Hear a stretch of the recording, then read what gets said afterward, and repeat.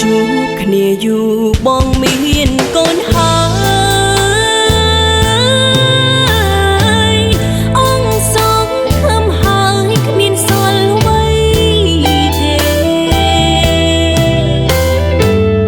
ព្រោះតែពេលនេះឆោមឆាយបងខ្លាយជាឪពុកគេឲ្យអូនត្រឹមតែជាអ្នក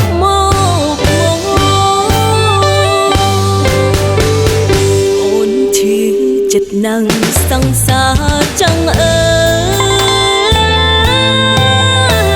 យ